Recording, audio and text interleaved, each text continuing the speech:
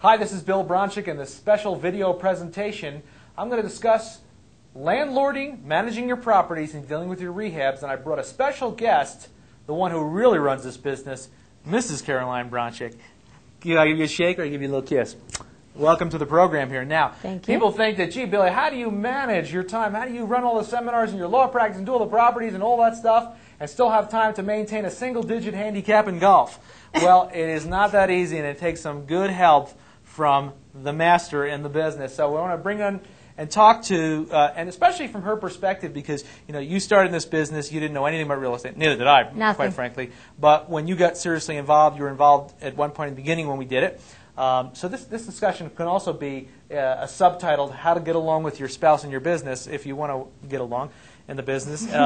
In the beginning, we used to do everything together, and then we had kids. Right. And that was the major important job. And now that the kids are getting a little older, she's managing the other children, the tenants, and the other children, the contractors. And you started off just a little bit by bit. Now you've gotten better than I have ever been at this. So congratulations, and maybe you can share with our audience a little bit of how you do that, starting with, let's say, the property management. Let's give the big picture of how you do it, and then we'll get into some of the details. Well, basically, I have another person working with me. He takes care of all the legwork. You definitely need someone to do that because as a mother, it is very hard to do all that by yourself. So you have to realize what your limits are, get as much help as you can, and not to mention that I don't want my wife showing tenants in bad neighborhoods and swinging hammers and nails, so she's not doing any of that No, I don't stuff. do any of that. I basically take care of all the books. I manage all the tenants, pay the bills, all the behind-the-scenes stuff, and then I have the front man who goes out, shows the properties, etc. We'll call him George. George. Okay. So George, and how many hours a week does George work these days? 30 to 40. 30 to 40 hours, okay. And he's on by the hour. By the hour. But we've been busy lately. That's why he's usually, 20 to 25 when we're not that busy? Correct. So that's something you can do. You can hire someone part-time to do some of the legwork. You can contract some of that out, show properties. That's the important thing because he keeps the phone. Correct. I do not take calls from tenants. That's the thing. We don't want our family life. We don't want to be at soccer games on a weekend or by the pool. No. He takes the phone 24/7, and that's how I can maintain our life. Right. And by the way, if you don't have that ability, there are other services you can use. There's one called Pat Live. It's patlive.com, and basically they answer the phone. You remember Pat from Saturday Night Live? So it's a man or woman answer. They say, "Hi, this is Pat," and you can pay them to do anything you want. And for a couple $100 a month, it's great because sometimes the tenants feel like they're dealing with a human being, Correct. Not a voicemail. So that's one way to do it. The other thing is now you've trained the tenants. That's the important thing. Yes. Because I remember before I had an employee in-house, and remember that. And basically they called her 24/7 because she didn't train them when to call and how to call. Right. You've got to treat them to respect you, your time, and vice versa. So it's a mutual respect. It's a good relationship. Okay. So that's sort of the big picture. Let's go to the little picture. Advertising, we advertise. What's the two most effective things that are working in advertising? Signs. And believe it or not, for us, RentClicks. RentClicks.com. Now, we were doing Denver Post for a while. Much better than the newspaper. Signs, even though they get pulled down, and RentClicks internet websites. And so you're out there with a hammer and putting signs out? Not me, George is. And George is doing that, yeah. We did that for a while, too. We You were the getaway car, and she'd made me go out there and run out, just put out a sign. They do get pulled, and you can get them in bulk. What's the place we get them again? Cheap. Banditsigns.com, who's run by a friend of mine, David Alexander. So make sure you guy. contact them and tell them I referred you, and they'll give you a discount. Buy a few hundred at a time. Definitely. Now we used to put the big signs.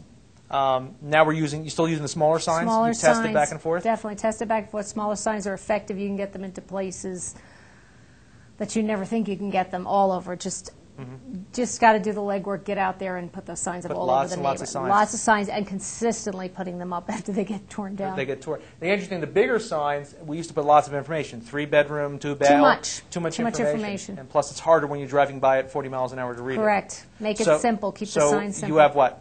2-bedroom for rent, 3-bedroom for rent, 4-bedroom for rent, or something? Yeah, call George and the number. That's it. That's all very simple. Real simple. So get the phone ringing. George screens them out.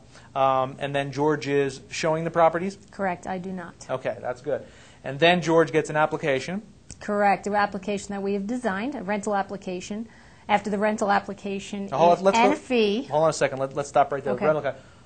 Rental applications are very important because they can help you screen the tenants well, because we used to use a Correct. standard application when you get in like a form store like Office No, Depot. ours are custom. So we come up with some custom ones, and you know what my favorite one on that form is? What? Do you have any problems currently with your current landlord? Where did we get that? That is a good one. Yeah, that's my friend Jeffrey Taylor, MrLandlord.com. But that's a great one because, and by the way, you're a big fan of Jeffrey Taylor too. Love them. Good stuff. Highly recommend it. She always loves seeing Jeffrey at our conventions, and we always learn from him. Yes.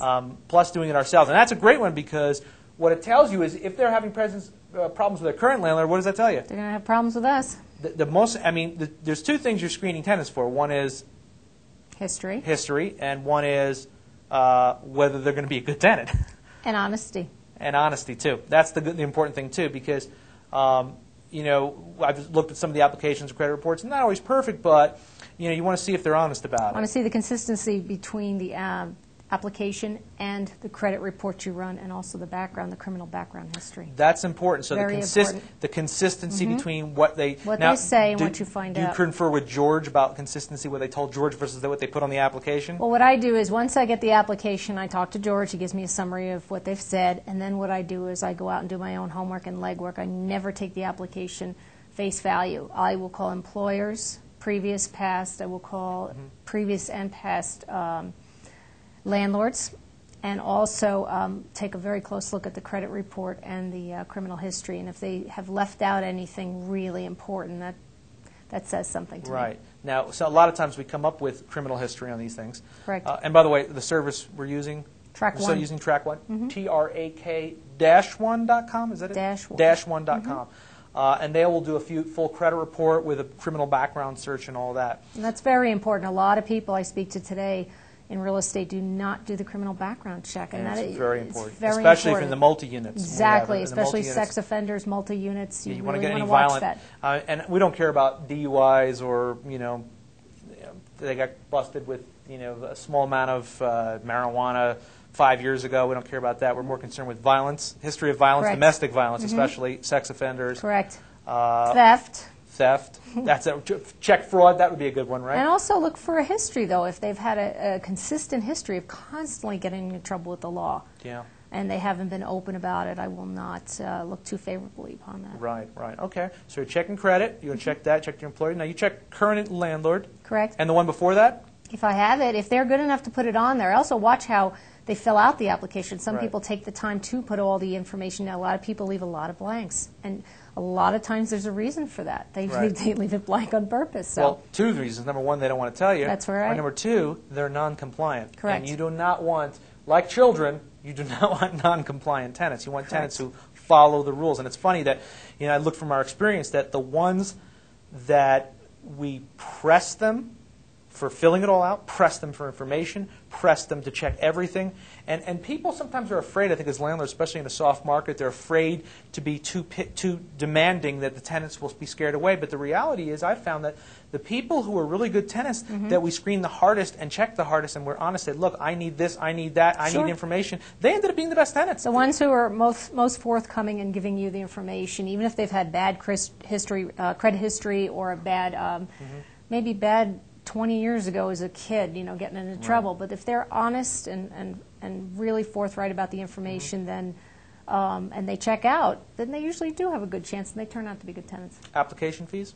Yes, take application fees. They charge you to run these credit checks and criminal background checks. Can run you anywhere from $35 to $40 per person. And I always add a co-applicant. If there is a co-applicant, someone else in the house that is an adult, I check all adults. Husband or wife. Husband, wife, spouse, girlfriend, grandma. I check everybody out. That's a good idea. And it's also, you can't be discriminatory in that sense No. because if it's husband and wife or it's two single people, you got to take two applications or one application, but two credit reports. Correct. Two credit reports. Two credit reports. I do. I That's don't ask important. questions. I just run the credit reports, and I need to know who's renting from me. Right. Now, typical things that come up, everyone's got medical collections, it seems like these days. Correct. Not a big thing, I don't think. Just everyone's got a few here and there, unless they've got thousands of dollars in creditors chasing after them. More important things are what? I also look at child support. That's a big one. Child support's a big one. If their wages are garnished, why are they garnished? How much are they paying? that really factors into the affordability of the unit. Right. So you're looking at, so what's your rule of thumb in terms of what they make versus what they're, because I mean they could write on their application, they'll write what are your payments, car payments, child support, alimony, whatever it is. Of course, when you look at your credit report, sometimes you see other things on there as well. Right. What's the rule of thumb? We try to take 3 times the amount that we are asking for in rent. Okay. So for example, if the rent is $700, we're looking for a monthly income to equal or exceed $2,100. Is that gross or net? Gross, right? Correct. Gross based on, okay. Now, what if they've got $500 a month in car payments? You have to add it all up. You have to do your homework. You got to add up all the expenses. So you're looking for $4,500. Yeah. I mean, I'm sorry, 700 plus 500 is 12, so you're looking for 3,600. Okay. Now I know sometimes we go a little more, a little less, depending on other factors such as a spouse who's working. I mean, you have to factor in how many incomes will be coming into the house, how many people are contributing to the household income. I think it also matters how long they've been at their job. Correct. Because they might be instead of a 3 to 1, it might be a 2.5 to 1. Right. But if they've been living in the same landlord for 5 years and paying on time, and that working at the same job for 5 years, it just shows stability that they're just better at managing their money. Correct. Right. And also, we've had tenants that have been on the cusp where we're not so sure that everything checks out, but the income's a little shaky.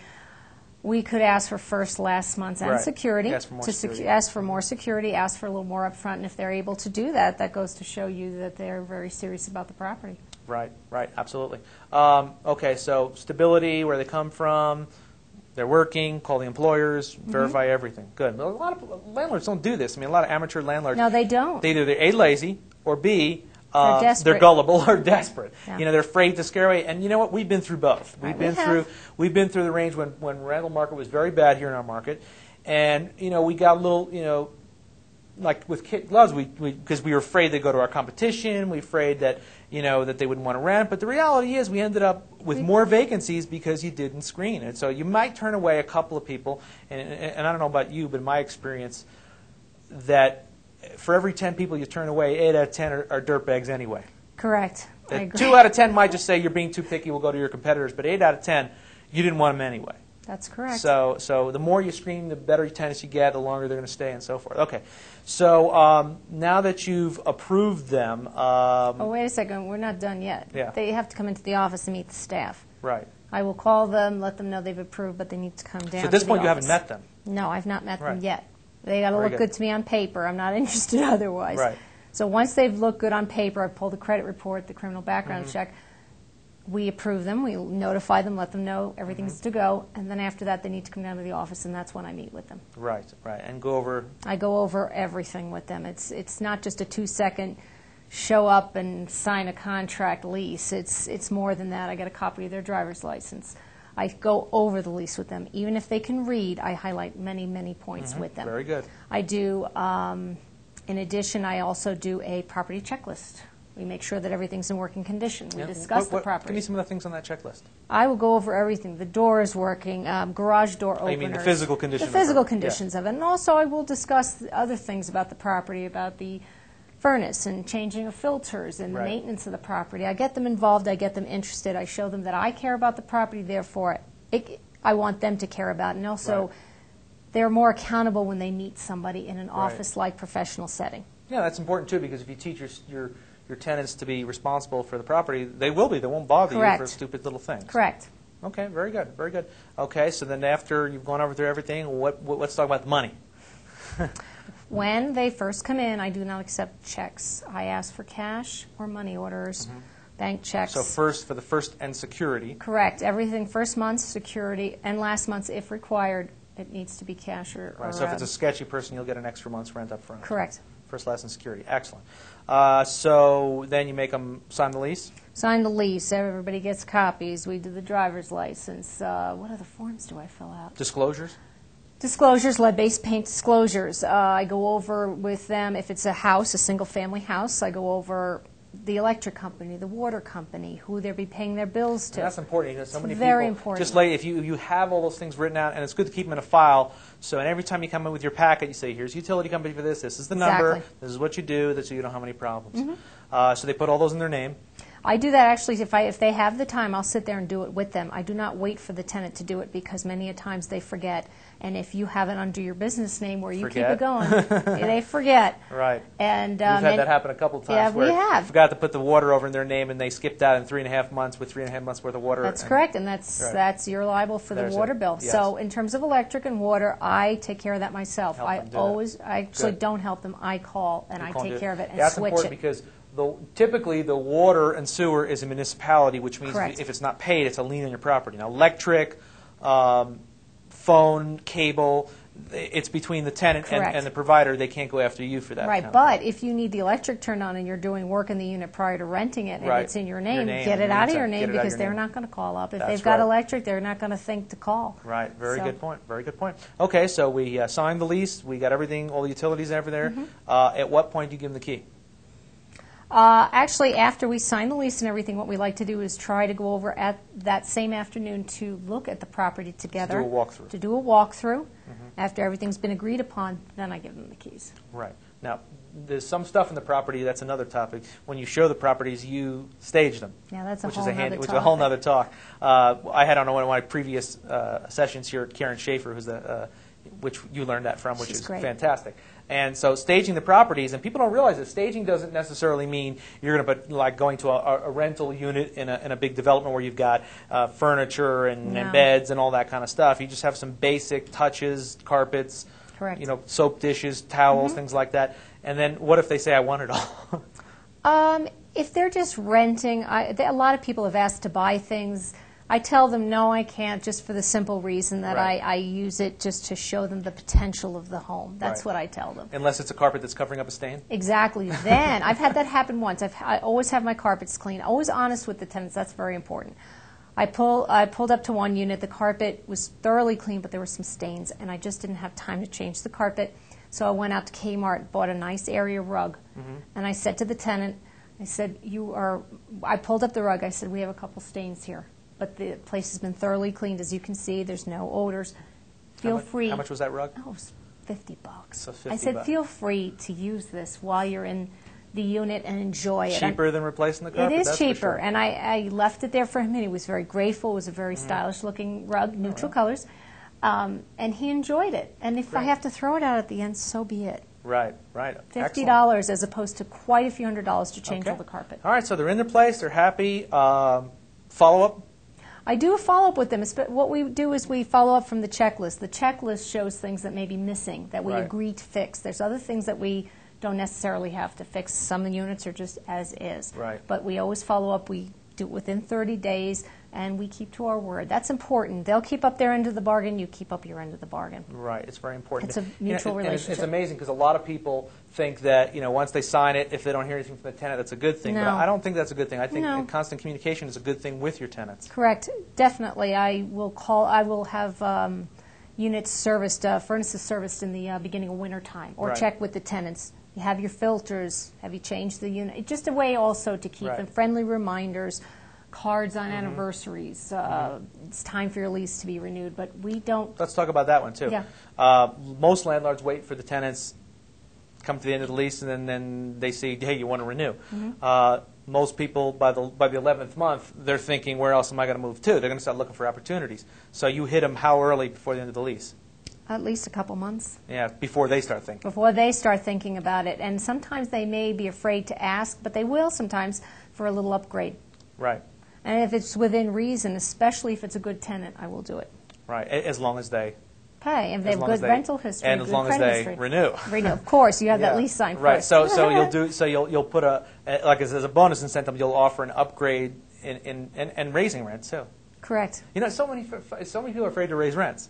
I mean, how many times have you raised the rent and someone they say, that's it, I'm out of here? Not once since I've been doing this with you. It's amazing. And we have the ones over there on Florence. They keep threatening. They've been threatening for 3 years. We're out of here. To leave. We're leaving. And they've been in this for 3 years, and every year they keep saying it's too much. But then they think about what it costs to move and then how good a landlord's going to provide. And it's sometimes it's a bluff game. I like the Jeffrey Taylor bit where you sometimes you send him a letter and say we're raising you because of increased costs, yada yada, and you pick a bigger number than you really want. But if you feel you can't afford this and there's a special circumstances, call me, we'll see if you can do it. And then they'll beat you down to what you really budgeted in the first place, and in which case, they feel like they got the best end of you and you got what you wanted anyway. That's true. That's true. Okay, so that's when things are going great. What about when things are not so great? So they're expected to pay by the first of the month in the lease. Correct. In our lease, it says the first of the month, and after the 5th day of the month, they will be charged. There'll be a late fee plus a fee per day for any rent. And you got to have the per day. We used to do the one-time fee. No. And there's no disincentive There's to pay. no incentive to pay on time because they can say, oh, at the end of the month, I'll just slap on an extra $25, $50. Right. But you slap them with a $25 late fee, and in addition, a per day fee. A per diem fee. Yes. So at what point are you calling them on the first? Are you having George stop by? Or? No. That was the old way we did it. We used to have our in-house property manager would run around and collect rents. And sometimes these tenants would, again, if you don't set the rules, they would say, hey, meet me at the supermarket. I got a money order at 8 o'clock on a Saturday night. No, we don't And do she that. would do it. And she just let the tenants run her instead of saying, no, you pay us and this is how you pay. No, that's not how it works. We had a couple tenants we had to break of that. They were very resistant. But what talks the most is the 3-day notice. Right. So in terms of paying, you give them instructions when you meet with them that first meeting of how to pay, when to pay, Correct. and what form to I pay. have a map of our office with addresses, phone numbers, how to contact us, who to write the checks payable to, and when it is due and when it is considered late. Right. And in English and Spanish. See. See. Okay. Now, they pay at our office because we have a regular office. For some people, they may not want to do that. You might want to use P.O. Box is okay, but I would recommend more of like a pack mailboxes, like UPS, one of those places that's open and has a person behind the counter. Some people like to hand it to somebody. They're old-fashioned. They like to physically feel contact. They want to hand it to somebody. And if you have an office like we do, we just put a lockbox on the outside of the office. So they say the building's open certain hours, but our office is only certain hours, and you can put it in that lockbox. Correct. We don't accept cash in that lockbox. Right. And most of our tenants pay cash. Cash or money orders. But they want to come in and they want to get a receipt, which is appropriate. Which is just fine. And making copies of all that in case you have to keep for your records. There's an interesting tip, too, is because sometimes people pay their initial first month maybe with a check, and by the time the end of their lease is around, they've changed banks. And if you have to evict someone and collect money, keep making copies of those checks when they change bank accounts. I photocopy every check. Every check, front and back when they come in? Front and back, everything. Excellent. I trained you well. Excellent. I did this myself. All right, so if it doesn't go well, they haven't paid by the 5th, you're slapping 3-day notices on the 5th. Not on the 5th, on the 6th. On the 6th. Because they have until the 5th to come in. Okay. And no late fees. So what if they say, I mailed it on the 3rd, you should have had it by now? Not my responsibility. Too bad. So you don't care what they say. If you don't have it in your hand, tough tomatoes. Tough tomatoes. So on the 6th or the 7th, I'm out the door. Not myself, George. With a 3-day notice on the door. 3-day notices talk. Okay. Very loudly. Okay. And then what if they call you up? I'm a reasonable person. If you people who contact you are the ones who really want to stay. If they are legitimately having a problem, like we all do, they will contact you ahead of time. Right. And they will work out. I'll work out payment plans with folks with late fees, but we'll work out payment plans. If they're not paying their rent, what about the water bill? I check on that periodically myself. I make phone calls every 3 to 6 months to the water company to make sure the bills are currently being paid. Oh, that's important. I do. Because we got stuck with that more than once. Yeah, you learn by experience. Even though they're paying their rent, you're thinking everything's great, and there's 6 months of unpaid water bill, which we get stuck with. It's very dangerous, yes. Okay, so 3-day notice, they don't pay, and when does it go off to the attorney? Do you call them before that, after that 3-day notice? Do you bother calling them again? Depends on the tenant. If I've got a good history with them, they've disappeared, I don't hear anything, then I will start to send George up, look at the property, see if it has been vacated. Because, evictions cost you money. So if I haven't heard from a good tenant that is usually paid on time, good history, I'll send them up to the property, see if it's been vacated. If it looks like sometimes they have, sometimes they've disappeared. Which is great. Well, if they disappeared and all the stuff is gone, you just change the locks. You change the locks. If you're not sure, then you don't touch the locks, then you have to go through the eviction process. But you have to keep proof, which you take pictures, talk to neighbors, take statements. Correct. Document. Check the utility company, see if they were disconnected and so forth, if the phone numbers are disconnected. If they are still there and the 3-day notice has been filed, are you just going right to court, or do you try to have a conversation with them? After the 3-day notice, no contact for a couple days after that, I'll make one phone call. And I'll let them know that the paperwork is going off to the attorney. And I'm honest about it. It'll go off tomorrow by 5 o'clock if I don't hear anything from you. Just conveniently, our attorney happens to be downstairs in our building. 2 floors down. Okay. And if it does, then it adds on. If they want to cure it, adds it on. adds on I've to the gotten cost. calls after the fact where, oh, no, we still want to stay. We don't want to be evicted. I will let them know what their fees are, their late fee, And the attorney's fees. And I've had many tenants pay attorney's fees because Got to. We pay it. They got I to pay it. It's a lot of money. It's $150 every time. If we go to evict, I mean, obviously it goes through the attorney. You go down, the sheriff does the eviction and all that stuff. Well, first it has to go to court. Right. And they have the opportunity to show up at court. Which they never do. Honestly, it's only happened once, Right. where they wanted to work out a payment plan. Most of the time, they don't show up. Right. So then after that... They only do that in rent-controlled apartments in New York City. So after that, the paperwork gets sent off to the sheriff. Sheriff will contact you, and then you will have a date for the eviction. Sheriff gives you just 1 hour. Right. And if it's a big house, you got to have a team of Right, that's an workers important ready. thing. This is different from state to state, but Right. the way it works in Colorado is the sheriff comes and just like basically he's just keeping the peace. You have to bring your own locksmith. Correct. You have to change your own locks, and then you have a certain amount of time. They give you 1 hour. 1 hour, which means you have to prepare for that. And that's a good time to keep in contact, to kind of peek around and see how much stuff they have to get a guess of how many guys and how many big of a truck you need. And one thing, just don't get personal in the end. I try to work it out with them in whatever way I can. I've had tenants who have been there to the bitter end. The paperwork's gone to the attorney. The sheriff has contacted me. We've approached the tenants. Right.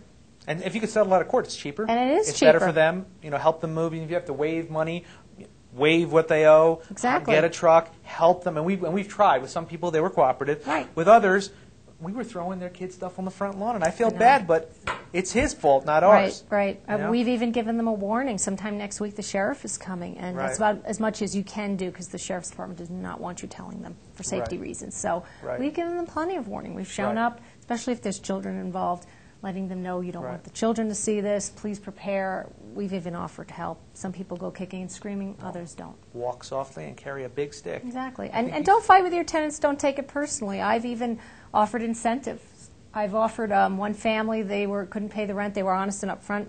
The eviction went through at the attorney's office. I said, I'll give you $50 if you leave the place clean and you're out by the 20th. And you get the keys back. And I get the keys in my hand. The place is clean. And nothing has been destroyed. And they're more than happy. And I've given them money to keep the place clean and leave. That's right. You don't make money in court. That's right. The attorneys make money and in I've court. saved myself the money for the place not being trashed, and also I've saved the sheriff's fees. Great. All right, let's move on to let's say they did trash it, or let's say it's a new property we bought, and we're going to do a rehab project. Those are always fun. You got that down to a science, and you've got that. I have to commend you. You're doing it cheaper and better than I ever did it. And people don't believe me. I say, well, we rehabbed a 2,500 square foot house for $12,000, and they go, how did you do that? You want to talk a little bit about how you do that? How much time do you have? I was involved in every step of the process. Right. I had to shop around in the stores, know my prices, like your Lowe's and Home Depot, and work with the contractor every step of the way. Right. But now you've got it pretty much a formula where you have your suppliers, you have your contractors, you know how long it takes, you know the colors, and it's getting a little easier, I guess, a little bit. But you still have to keep on top of contractors. Correct. You can't just get a contractor, say this is what I want done, and walk away. I mean, I'm there meeting the contractor at the crack of dawn, picking out supplies and product and paying for everything and keeping track of it all along the way. Are you getting discounts at these places? Yes. Yes. I actually have met with a few of the managers at Lowe's. I told them who I am, what I do, and what kind of business and how often I'll be there. And they've given me 10%. Right, nice. Now, what about did you open up a Lowe's account? No, I didn't. Did they give you? I don't know if there's any advantage. Is there any advantage you see to that? No, not at this point in time. It's just another Not credit for me. card. No, no. Okay, unless they give you some kind of special discount every time you go. Yeah, you seek out one person you like. I find the same manager all the time, and he likes me and comes up. And it takes a little effort. Find him. Right. Comes up, swipes his card, and gives me the 10%. Right. It's nice to have like just a series, like a regular roofing guy, or a regular plumbing guy, or a regular electric guy. Give them repeat business. They're going to treat you well. Exactly. We have a few good guys we too. do. And it's a tough business. People ask me all the time, well, how do you find good guys? I mean, if someone's starting out, if you're brand new, and we've got a good crew of guys now, and sometimes we rotate, they're fly-by-nightish a little bit, some of them. But for people who are watching, how would you recommend they find good contractors? Because, I know you've done it on our house, which is beautiful, and you've done it on the rental properties and everything. How would you recommend finding them? If you're getting started, 2 ways, word of mouth, and also your local real estate club. We found a lot of people at our real estate club. Good referrals and things Good like that? referrals. Websites. I go online sometimes just to Yellow Pages and start looking for people. Right. But mostly referrals. Yeah, mostly referrals. I know, like some of the guys we got, it was you paid full price the first time to do it. Like you go to Lowe's and say install the carpet, and Right. overcharge you, and then the guy's there and go, okay, do you know anyone else to do this on the side? Sometimes you have to take a chance, or I'll go to some company name that everybody knows, and I'll go one time, pay full price, and then the second time I'll find the same manager and say, listen, Right. I'm a rehabber, I'm doing this all the time, Right. what can you do for me? Right. So it's a people business. Create Yes. relationships. Treat the contractors right. They treat you right. do. Treat the tenants right. They treat you right. But don't let them walk all over you. No. I know that'll definitely never not. happen with this one right here. Well, thank you very much. I appreciate it, and I hope you've enjoyed this, and thank you very much. Give me a kiss.